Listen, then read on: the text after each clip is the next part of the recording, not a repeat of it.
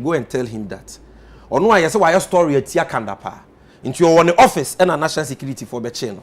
Any other call national security, any a bone naked. Any other mabona, any other shocker, a shocker, no. Be seen was suffer health defects, ABC. Go and tell him, say, will be a Timmy Canadian Wagana and Omanpenya Kufuado. There is no culture of silence. Who need me do that? It's still free, it's still maintain so anyway to a few. You know why?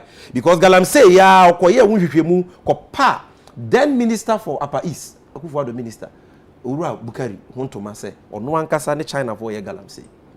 And Nuti, Delta Force for also Bukuno, and it would be a born who won't cry. So go and tell it that it said there is no culture of silence. And on Mampenya Kufuado. And then, when we are Ameswal in some truth for some truni, away. Or Katia for Hubium. See a boni tuokwa. Yakuno.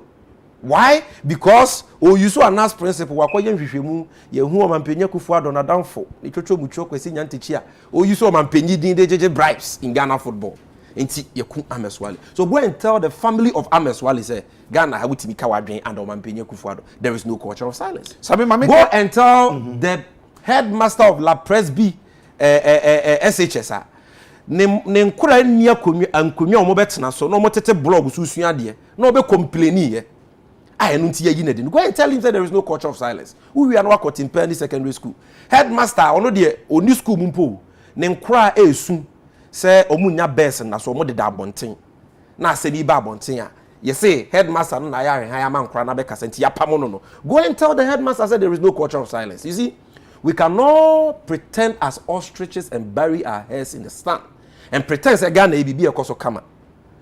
But so minor bo or minor say it will affect all of us. No, na member I know the name in you are short. So we MPP we this it affects you. And Kenya in so it affects you. Baby a petrol boardry, it affects you. Baby a cement boardry, it affects you, all of us. Baby a dollar ni a pound ni a euro ye koi. You see the say your vice president, why don't one assembly mobile house number no? It affects all of us. So when we are talking, let us speak the truth. We have every right to speak up, like Sam Jonah is speaking up. Invest your borrowings well in productive ventures. So enya bibie gina so da atwa mo de betua ka no okasa won ka abone munya kabi en kabi no na Ghana fo nya fa hudi o betimi de aka o mo asem papa kofo abedi akonwa. He was not perfect by yehudi yehuni ni atano sa abedi akonwa asumdwe hine. He was not perfect by yehudi na yehuni ye. John Mahama abedi akonwa. He was not perfect, but no obi atimi kan adwen free obi aye ne hwehwe mu free manase mu nyina obi a. But then you cannot do that. So, and yet, on mine also say, and that is why when you invited me, I came. Because we must start talking to Ghanaians. Yeah, Papa for teach everyone. They cannot kill all of us. They cannot victimize all of us. If we decide to speak up as Ghanaians, we may have different political affiliations, but if we speak up, we will be able to demonstrate to them the power of the people is powerful than the people in power, and they will be forced to do the right things. And yes, sir, now you kick your more out. Now abaying your manpenny papa, or one who brassier, or yes, ni or pekabimami kebi. No, when this was the papa, or bet me a babe to 2 year new money, you punto abano. Near ma will be sa cry. No, I be D or minus. Sammy Gyamfi, Yankomono, chair the Bequavi, and a mamma for messages or the aban, a draw so papa, na. We are so Bacaya, Nebabitrum. I hope the special prosecutor nomination. Special prosecutor, dear no. No, how you own? That's a Martin Media Demano. And or say, now consider back community and 17 years. One or the Moko journalism school. Oh, yes, summary, dear. Oh, yes, summary. Now, material facts be why you need free. I consider account some say, your man come and Ejuma. Why not? It's an friend who did so say, and I can't saw the age one. There was one man. And I culture of silence in the family. May culture of silence, may then you have some you have the facts. Let me do say why name man because me can't. If you no be sure because Sammy Gyamfi enti also when you enya Ejuma. O say why name man in. And no achi so no idea. Idea I can't saw the Ejuma nsa into me enka. Just hope to try na kwan mu ntino onya free hands to operate enti eno ka ho bi ne dem abako menu miensa bi nti otumi enya dwuma bi no gya ho ane ye obi foforo a yesusu se obetumi esi owura matia bi do na mu ama na ye na dwuma enti mo ha pa ya pawo no na mo no ye mfa dwuma di ne hye ne se ye yi no na so ye mfa dwuma di ne hye ne e de enti na e se de wusuo na untimi kan ma me kan na me nsuo eja ben de ayes ma me kan na me nsuo matina midu onze Ghana ha de fa ne se wa wo hwe me say yeah politicians no grant na wunye nia at least matina midu there you believe because even before that appointment and near to needing citizen vigilante meboa because of court cases or no ankasa den sika a year at the Bogana sika ho ban e bi kra ha e bubo NDC when we're in power nobody threatened him be anywhere else will be kunu be anywhere tata no training pistols even though he was a member of our party. So this is a manner. Me, I don't agree with his politics. I don't agree with everything he does or says. Me with problems with even a stance be a wutiki. Because Utimika say, why not just on kasa inti mo pushing? What's that one krebi or why? What's that worker? You shouldn't say you should not be pushed. In the interest of this country, we swear an oath to serve. What's that worker? So those are some of the challenges I have with him. But there is one thing you can't take from that man. That man is not corrupt. Martin Abidu onye corrupt, onye corrupt. And Martin Abidu kanokre. That thing you can't take it away from him. What time you could do and way in the say. It is a Martin Abidu ya. O man penye Kufuado den no ko born no say na downfall, the best friend. No here in a special prosecutor. Ebe catch na say. America kra oni o man penye Kufuado ye adwuma no. Wo hu so o man penye Kufuado. Eye wo primary e wo dwirim kata hye no kroye krono mu a. Wo primary mame kan say because I say mother serpent of corruption. She say na aboa wo n'ani asie tia otimi dada if no. O say sa no man penye Kufuado tie e wo dwirim kata hye no krono mu. This is Martin Amidu's verdict. No catch na say adwuma no ma o man penye de man no wa adwin bi so o man penye be bo na chidom na wanya ne fa hodie dia ko atia kata hye no proye. But okowura mu no hu say no sa na nya sa na tie no man penye e be yusu no e dia kata hye no proye wo na aba mu eso na rather no wakwa ko chesi o man penye opponents e ye John Mahama ni NDC for.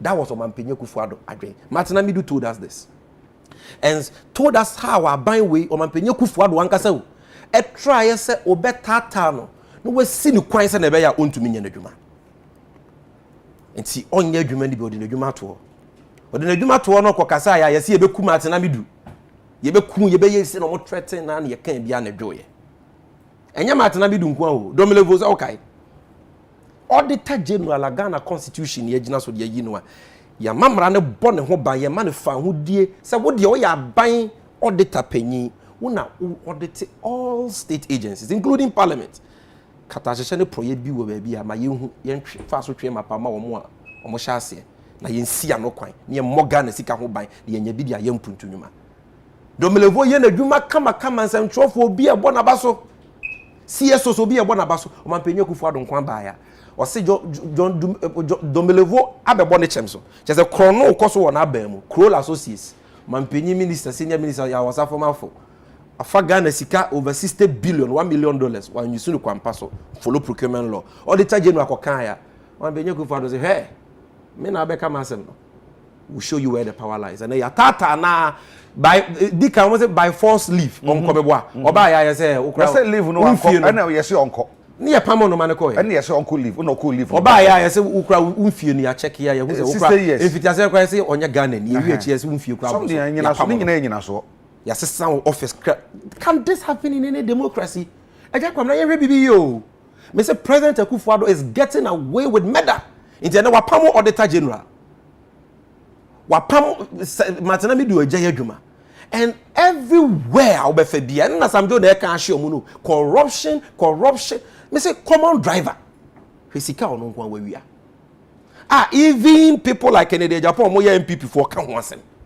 they themselves we there so for bi nim na kan abroso then koyi obi mane mekunti akata hye no proya because he doesn't respect Ghanaians. That is what that nomination stands for. Adintira wakwa akofa wo fa ase gabi ochire da ko na downfall ni chocho mucho ne lawyer ne classmate a one ne tena fie didi ye bibia no wakofa ne se Omeya special prosecutor. Yewura lawyer Kisi Jabe. Ono ne mfebe na eduro no wetimi akweti akatasheshe no pro yewu. Would you want to be Jumana? He doesn't have the clout. Why do you say so? Like the minority leader said, only the credentials, only the weight, only the clout to fight corruption. Does he have to work for a very long time? Long time. And someone said to me, I can be a track record. Look at Juma. I told him now interview now Juma. You bisa experiences no. Papa on experience in the apart from saying, "Oh, yeah, as a lawyer." The experience in the fight against corruption. Assemble na aba kromo. Assemble na aba kromo on one kasa independently. We say wakadi. Say bi ono obi o shedi na obo na adwuma beda na wahu. But when Penya Kufuor wahu say ejapa ne wo faase gabi ochedakon African Legal Associate Martina Midu say ne ho bon mu bi. Ye wia procurement process mo bid rigging e man the company African Legal Associates. O Penya Kufuor no nua ne ma menu aba eye kenoforiata o my photo sound for no so Martina Midu say ne ho bon mu bi. It is afo ni nyina no they have to be investigated by the Office of Special Prosecutor for suspected acts of corruption. What you say? So Penya Kufuor akofa ne boy, Gabi boy to come and shield sana busuanfo ne mpanyimfo ni nyina. So mark my words, Papa we a Japan Special Prosecutor. He is coming to cover up all those cases of corruption, not just the SC, but the ABC nyina. I didn't think young man kwama ne na adwuma se anso. Onipa nsase nya adwuma. Onipa nsase nya adwuma o si o cover obeyewu meanwhile onipa nso nya bibia betu agina so akasa bia se mesi na so nti eyewu ana se we. Enti no me ba o. Obi isi obi abasa opeso obe drive. Obi sa na se wonko fa ne license mra we nya bi amba. O say okay na adwuma no ntimi nya because we need license, we need experience bia o driving. Onyi twi company bia. Obi tinche so na say adwuma no ko onya nyeye. Inti twen man drive once, I won drive unko kumase ansansa no. E no bi na wo ye. E say de o kasa me fa license mra na man fa mba. Nipa no. Enti the requirements basic requirements say me dey license be ko. The credentials no. Credentials no ene dey wen. Wo ka credentials no dey wen. You see he's a brilliant lawyer. At least I know my colleagues he taught them at the Faculty of Law. I know your experience in Libya. I know my senior lawyers because Chamber me was Ayine Mfeli. He's worked there before with Dr. Ayinebo. And they've all attested, say, Eba Mradia Unimumra. So, and I respect him.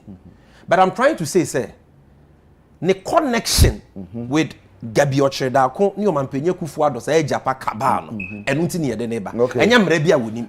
And that is, he has to prove us wrong. What about the Metron say? And when Swa, he lacks courage. On Tesse will be to say, Martina Midua. Ono na feso so Mampenye Kufuor kra na eye dwirim ni katachese ne probity babeka Kisi Ajaben does not say on so obi dia then you should prove us but we with the meme person Ghana for nyina ti ase say nse ma making enya sa media mfimi na make Martina Midu abeka the same thing Martina Midu say Kisi Ajaben is surrogate special prosecutor the kire ne say o Mampenye Kufuor che ni hu nipa no de ne ba say be ye kata so mumu so e wo katachese ne pro ya Mampenyufo abo.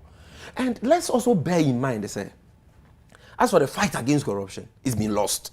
Like Martina Midu, Sam Jonah, and all these people have said. And Okra Jakwam that winning.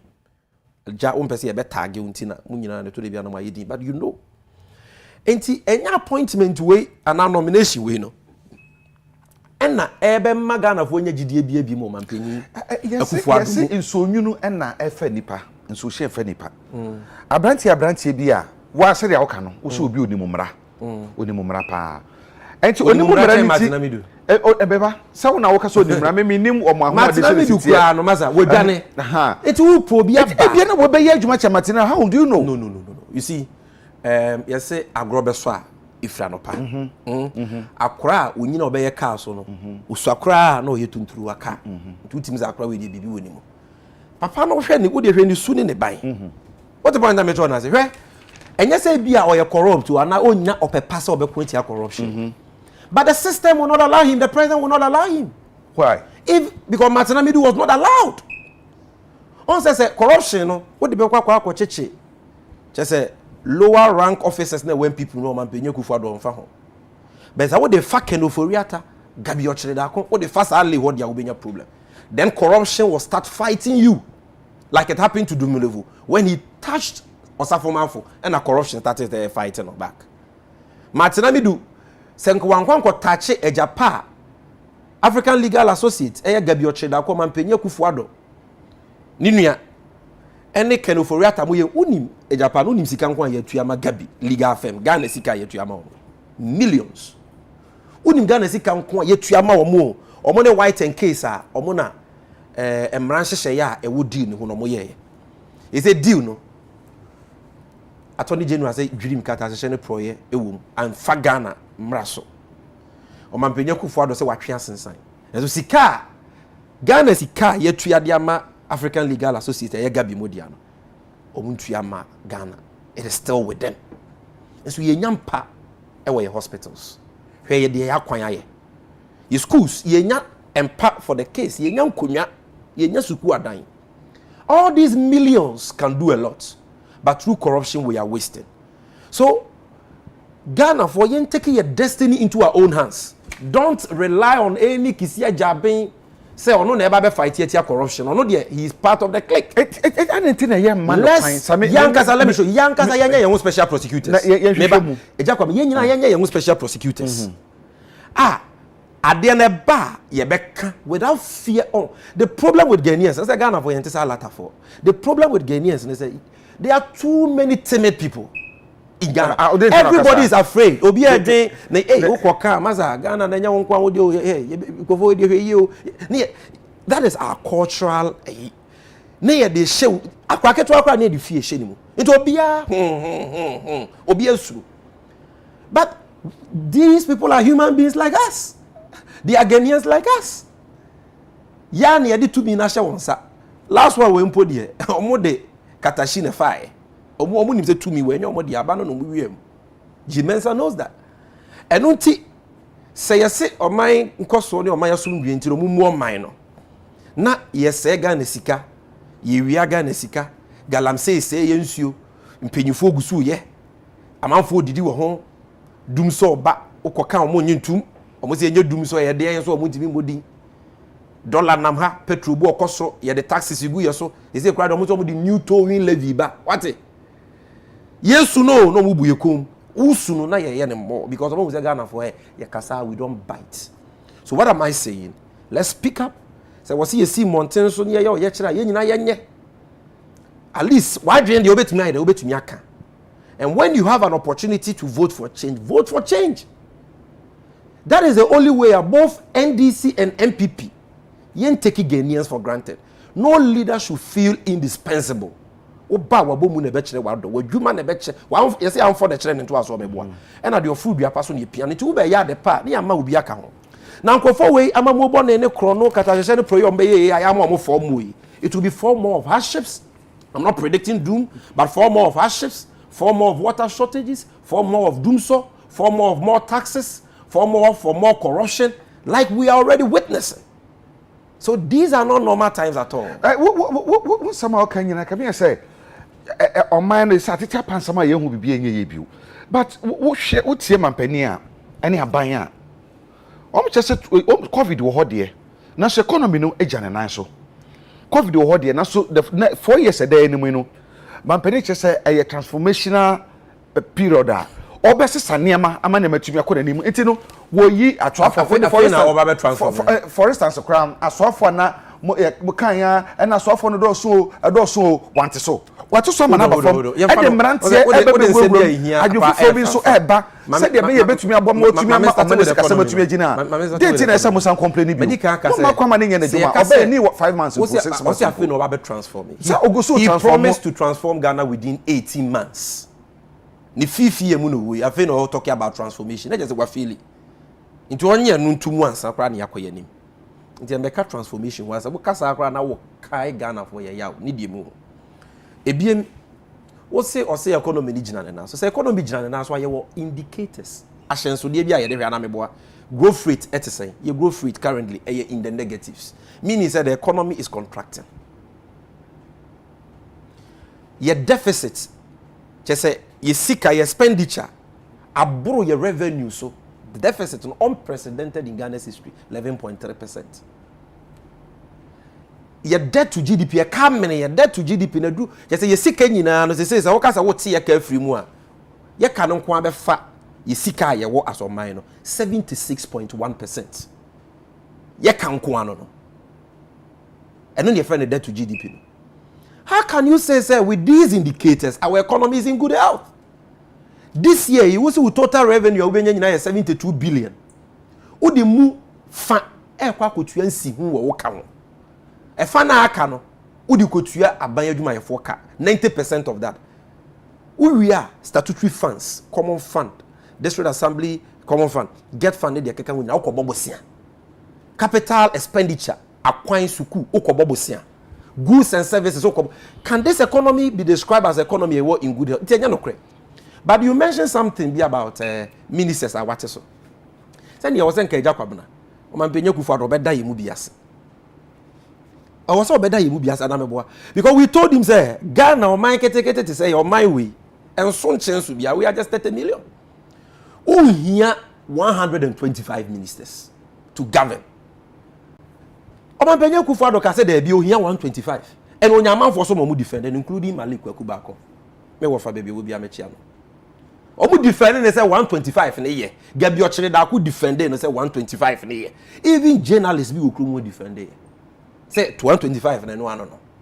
Omu communicators ni defending. Afi wa boka. What boka was a obese elephantine size government yi hu Ghana sika o tuatu allowances omu be GS crash ya na de keka wu nyina wie. 4 years so ya fe so oh ma hu say sa. The NDC for kan na yampa. Met me the 90 mana ye. Maza 90 something numpo no kra na doso. Papa Kofo anya 70 something ministers enu 80. Papa Mills obedi akonya 80 kwa baby. President Mahama so ministers dey 80 kwa baby. Omampenye Kufuado cut your coat according to your size. Say COVID-19 ba tie me yo. Now say anu nti ahokyera ba. Nti impose was here to tax which is not the right remedy because in the economy no so fast what you do in economics is say you implement expansionary measures, give tax incentives so that industry can produce more, and as they produce more, make more profit, you can tax more and make more revenue. That is the best way. But simple opesi you more taxes in poor. Wo as a government no there na also wo here to tighten your belt. So what I say because it was say wo buying no cutting expenditure. We adopting austerity measures. So that don't catch the gun and needs one sacrifice here. Not one who say you are sacrificing, so I'm sacrificing. Mu pay one so matutu mumpu. Mo cars is they say bimbo cry use Lexus. I'm customizing numbers. Land cruiser no cry almost your mom pay be many Prado ni so use Lexus. Your lifestyle has not changed. I say penyimu a wo fia no man e wo. Wo si ahokyera ba fie. Enti wo ma no na wo mo chop money 10 Ghana say so be mo 5. Ba wo de o ye massive. Oh no, son. You are living an opulent lifestyle. On kate expenditure. Are you a responsible parent? You are not. So it should be both ways. I don't need a friend of real burden sharing. Now you are heaping the burden on the innocent Ghanaian. That is what they are doing now. And then they will come and lie to us through Kobi upon Chroma and say you are doing burden sharing. Eja, these are serious issues. Okay. I thank you for the opportunity. Social media for the message in and I know say you been kwine bi me ayeden. Yakasa Ghana ye yonti enye because party seminar we are Ghanaians. So Ghana ye yonti no. Yen se kire yese ne yen kan okre ne ye kaso yen kan akukudru mu so that yen panyimfo na e wosoro ho no mu betie no my dear. Say at least omuntie kura ministers 125 ne dia at least about 90 one what so esevu yesika enye nyina ne benefit me da say Sammy Gyamfi a communication officer edema ND Sama yuko na nya ne de ne no edi nkomo mo message matumi akenkan san se du ba bi e ba so a na fe ni nyina san yera san se na doso pa nya sem kuma current matumi ankan bi no mo fa ncheme minum se brefufuru mu no mi phone no small boy minya de wanyini a yade a ebetuma akenkan nyina enti yade yankoma twetwe ni nyina besi ya ewo United Television so ene ye ne lawyer Sammy Gyamfi se medical ka no na yedi enkomo ye hwe kwan se da se ne so ebenya panyifo ni bi aba na fi wo mo so wadwempo no susu ye fa ne ma hodo ekoso oman mu ene mi ahodo nyina no yetumi edi ho enkomo bi sori so yi na medinchi akese pa ma Mrs. Amponsa Osunyan ma good morning and afi busuafo mo sunya ni nyina bichicha mu nyina area 1 for ne bi ni aras for the entry Kofi Eboa Sun City manager Kofi me mo ache anopem chiante ne busuafo nyina bi din de Eja Kwabena bi da mu nyina se ma mo ni hwe kriwa wa chire ombo mchidom nyina ara nso ase da twese komo mu nyina ihwa ya doma ebi san ehia hwe TV TV bakopa no United Television it says it's all about you yakram